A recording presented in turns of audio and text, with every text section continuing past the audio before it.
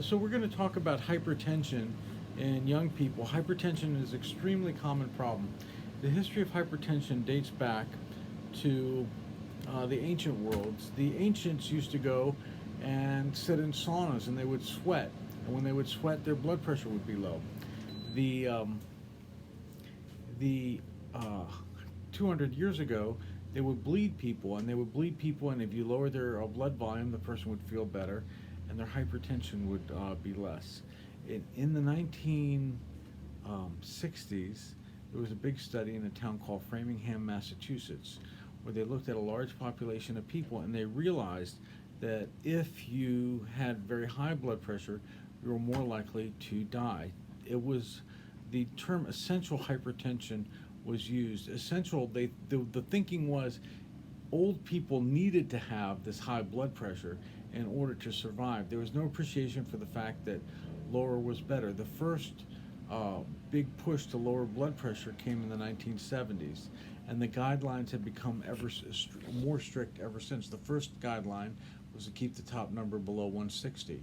Then there was recommendations to keep the diastolic lower. Now, in 2020, the guideline is to keep the systolic below 130, ideally near 120, and keep the diastolic below 80. Um, Hypertension is a silent killer. Sometimes people don't feel it, and it can manifest in headache, it can manifest in stiff neck, people can get chest pain, people can get cough, people can get breathless when they walk. Some people suffer from insomnia. Now, there are a couple of um, causes for hypertension that are controllable. One is salt in your diet. If you have low blood pressure and you eat salt, your blood pressure is going to go up. If you are not sleeping, your blood pressure is going to go up because you're going to have a high catecholamine load. If you are in physical pain, your blood pressure is going to go up. If you're cold, right, it's going to cause the blood vessels to vasoconstrict, and your blood pressure is going to go up. If you are wearing very tight clothing, right, like tight pants, or the clothes don't fit you properly, your blood pressure is going to go up.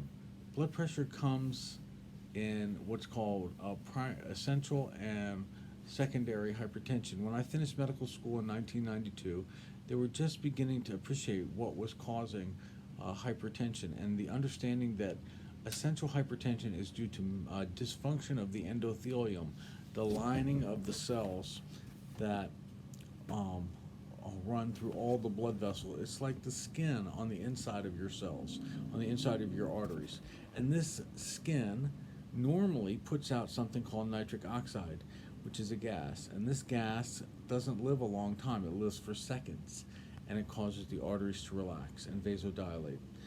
Nitric oxide, there are two enzymes that produce it. One is on all the time, and then there's an inducible nitric oxide enzyme. The nitric oxide is the active ingredient in nitroglycerin. When we give people nitroglycerin, it directly releases nitric oxide in the blood vessels and causes the arteries to release to vasodilate. Calcium channel blockers, now there are at least 5 different classes of blood pressure medicines. The most commonly used is amlodipine and calcium channel blockers. These 1,5-dihydropyridines act on the smooth muscle cells of the artery. The beta blockers, they block adrenaline, and they slow the heart rate down, and they can also block adrenaline in the brain, and they can slow the vasoconstriction output from sympathetic outputs from the brain. Then you have the alpha blockers. The alpha blockers are things like clonidine and hydralazine and doxazosin, and these can affect neural output because every blood vessel has a nerve that runs next to it and can cause vasoconstriction. You also have diuretics. Diuretics work in bringing down the blood pressure, but they work best in older people, and that's based on some older trials. The problem with diuretics are that they can hurt the kidneys over time. In addition to diuretics, you have the ACE inhibitors and the angiotensin receptor blockers and spironolactone. This affects what's called the renin-angiotensin-aldosterone axis, and this is a different axis that controls the tone of the blood vessels. The there's a hormone called vasopressin, and that causes the arteries to constrict. And by blocking different steps along the way, you can cause vasodilation. That's just a brief primer on hypertension. Now, hypertension usually is a lifelong disease. It represents a change in the artery. There are also what are called secondary hypertension. People can have a tumor in their kidney, people can have a blockage in their renal arteries, and more it's understood that if you have increased sympathetic flow from your kidney, that's going to cause hypertension. Future directions are talking about doing things like renal denervation to reduce high blood pressure for people who are hard to control. A lot of people have a high renin state and benefit from being on spironolactone, and that is very beneficial. And then some people have sleep apnea, and if you give them CPAP, that helps in controlling their high blood pressure. So these are some of the ideas with high blood pressure. More and more we're realizing that if you control blood pressure, people will stay alive longer.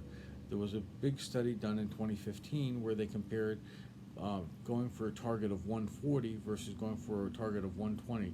In this sprint trial, they were planning to follow these people for 5 years. They only had to follow them for 2.5 years, because after 2.5 years, there were more people dead in the higher blood pressure group than the lower blood pressure group. So we know that keeping the blood pressure down makes a big deal.